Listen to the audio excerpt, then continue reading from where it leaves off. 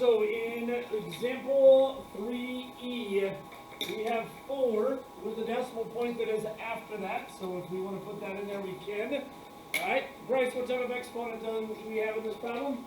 Negative. Negative. What do negative exponents tell us? Is our number going to be big or small? The number is going to be small. Chloe K, how do we make that number small then? Move the decimal left or right? We're going to move it to the left. And again, this is going to tell us how many times we're going to move it. So 1, 2, 3 times to the left. Any loop that does not have a number is filled in with a 0. Then again, remember, we're going to rewrite this. So 0.004. That should be our final answer when we get done. Okay, when you take your assessment on this tomorrow, you need to make sure that I know where the decimal point's at and everything else as you go through that problem. Okay, so make sure that it gets rewritten. If you leave it just like what I have on the top, I'm going to tell you right now it's wrong. Okay, if you don't rewrite it so I can actually see the number without all the little loops in it, that answer is not going to be counted correct tomorrow. Okay? Letter F, we have the number of 5.345. Abby, what type of exponent do we have here? A positive, which tells us, are we talking about a big number or a little number? Big number. Claire, where do we move our decimal point to make this number bigger? Move it to the right. Now, in this one, we're moving it 2 spots to the right. You'll notice that each of those 2 spots are filled already with numbers. So this number was rewritten in scientific notation, and it wasn't to eliminate zeros, it was just to write it in the scientific notation. So as I go to rewrite this number, the number that I'm ending with is actually 534.5. There's no additional zeros or anything else. Again, the 2 loops that I move my decimal points are filled by the 2 numbers that were in the original number. All right, questions on those last 2 examples there? All right, so moving to example number 4. We're now going to be finding the products of numbers that are in multiplication, that are already in scientific notation. And when we're done, our answer needs to be written in scientific notation. That is something that I can tell you from years past, students did not always concern themselves with. Okay? So, taking a number that is in scientific notation and multiplying it by a number that is in scientific notation is a great example of how we're going to use our exponent properties. Okay? So what is the operation that's happening inside the parentheses right here? Multiplication. What's the operation happening in this second set of parentheses? What is the operation happening implied between the 2 parentheses? So the only thing happening in this entire problem is multiplication. Do we all agree with that? Now, what's the nice thing about multiplication? I can mix and match my orders. So that's the very first thing I'm going to do. I'm going to mix and match my orders. Some people will try to write these numbers out in scientific notes or standard form, multiply the 2 together using the calculator. No. You're doing way more work than what you need to. We're going to multiply these 2 numbers together, leaving them in scientific notation. But again, because this is all multiplication, I can reorder what I want to multiply together. So I'm going to grab my first A value here, and that is going to get multiplied by my second A value here. I'm going to take my 2.5 and my 2 and multiply those 2 together. Then I'm going to take my 2 powers of 10 and I'm going to group those together. So I'm going to take 10 to the 3rd power, and this is going to get multiplied by 10 to the 5th power.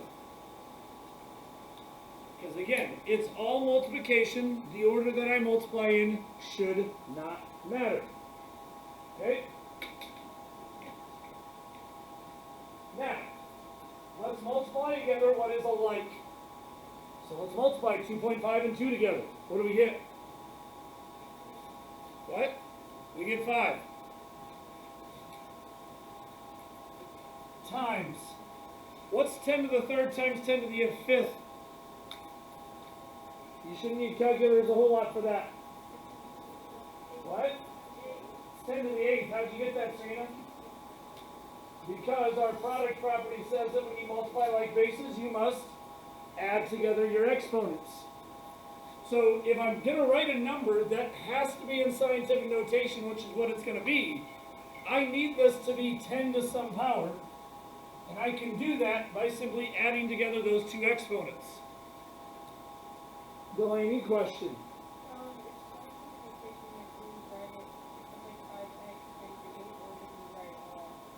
Scientific notation is a times ten to the n power. So it's like what we have right there. Standard form is when we write it all out like we did in the previous problem. Now, here's where you need to be careful, because that's not the hard part. You need to double check and make sure that your numbers actually fits the criteria for scientific notation. What did we say must be true for a number to be in scientific notation? What do you mean it's? Your A value needs to be greater than or equal to 1 but less than 10, is it? Yes. Is your n value an integer? That number's in scientific notation. Okay? I want you to go ahead and try example B. Not C yet, just B, and we'll come back and compare answers.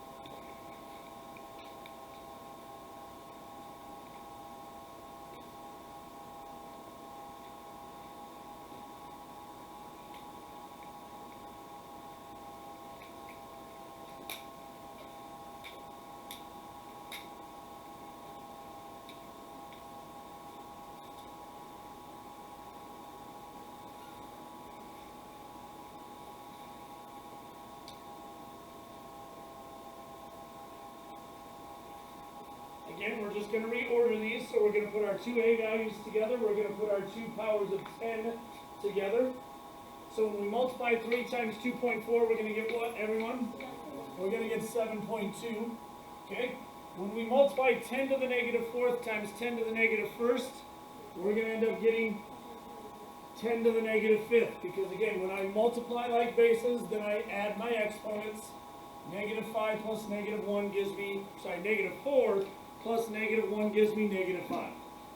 So we'd have 7.2 times 10 to the negative 5th. Does your A value fit the criteria that we have originally established for scientific notation? That's my final answer then. Okay, now let's go down to example C. Okay, for example C, we're going to begin this the exact same way we did previously. We're going to reorder, we're going to group our A's together, we're going to group our powers of 10 together, and then we'll do our multiplication and go from there. So, when we reorder these, my first A value is 2.7 and my second A value is 8.1. So 2.7 times 8.1 times 10 to the 4th times 10 to the negative 7th. Alright, so let's start by multiplying your two A values together. This is why you have your calculators handy. Okay, you're going to take 2.7 and multiply that by 8.1. What's that? 21.67. 21.87? Times 10 to the what power? Careful. It's 4 and negative 7, which is negative 3. Alright. Is that number in scientific notation? Why not, Delaney? 21 is bigger than 10. So you are not done with this problem. Okay, and this is what I was cautioning you about. A lot of times students will just, oh, I'm done, I'm moving on. This is what they put as the final answer. Now, I'm not going to show you a trick because there are way too many different things to try and remember unless you truly know what scientific notation is and how it all works. So I'm going to show you just the grind it out, this is how we're going to do it idea. Okay? This is not in scientific notation because 21.87 is larger than 10. Now, what does the 10 to the negative third power tell me to do? Move it to the what? Left 3 times. So that's exactly what I'm going to do here. 21.87, and we're going to move this 1, 2, 3 times to the left. So the number I'm actually dealing with right now is 0.02187. That's the actual number.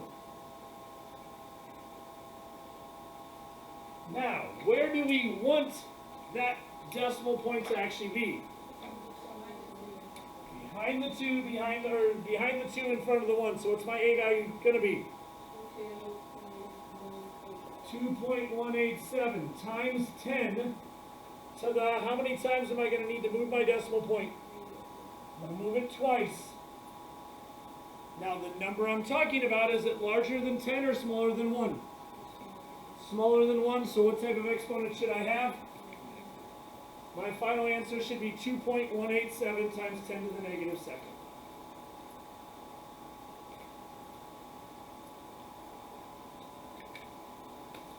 Okay? You guys try letter D.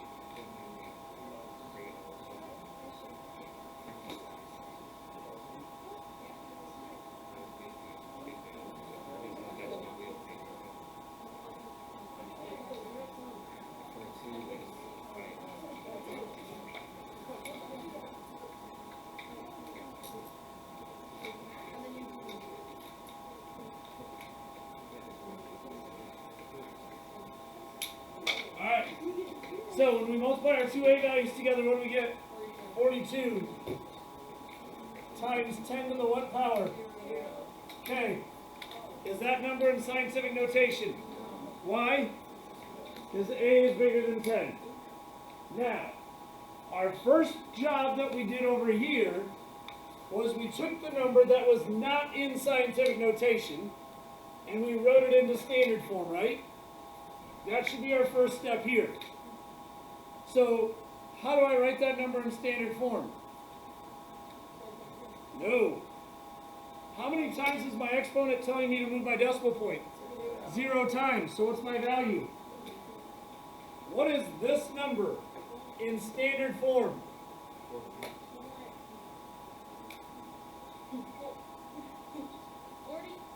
Hey! Just stop there. It's 42. Because what is 10 to the 0th power, ladies and gentlemen? 1. And what's 42 times 1? Oh my God, mind blown. It's 42. Now, right now the decimal point is here.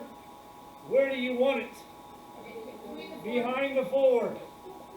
So 4.2 times 10 to the what power?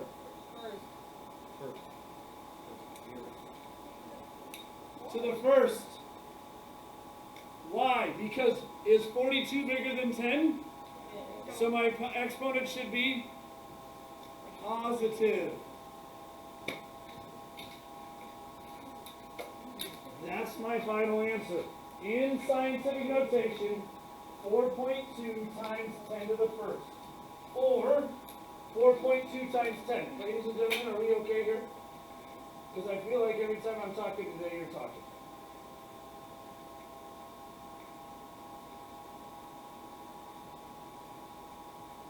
Now, somebody asked earlier today, do I have to have the 1? No. It's an implied implication that it's there. If you want a negative 1 there, do you need to write it? Yes. The only thing that is implied to be there if it's nothing's there is a 1. So if you want a negative 1 or anything else, then you need to physically put that there. Okay, that number is still in scientific notation, 44.2 times 10 to the first power. Now, I didn't give any examples with this, but the cool part is division works the exact same way. So I'm just going to throw one out at you kind of to wrap up today. If I gave you 9.6 times 10 to the 4th power, and we divided this by 3.2 times 10 to the negative 2nd power. You're doing the exact same thing. You're going to begin by dividing your 2a values just like we began by multiplying over here. What's 9.6 divided by 3.2? 3. Times 10. Now what's the rule when you divide bases?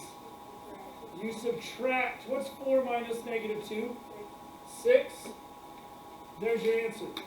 3 times 10 to the 6th power. Is that number in correct scientific notation? Yeah, it is, because this number is larger, greater than or equal to 1, but less than 10. So your properties of exponents are going to come into scientific notation.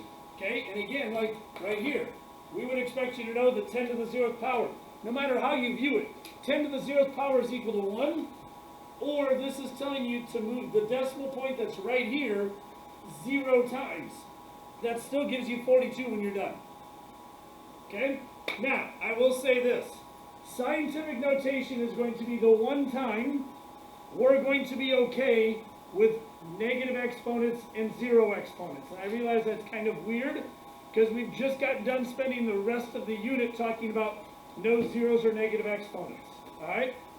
This is the one time when it comes to scientific notation that we're okay with a negative exponent in that problem.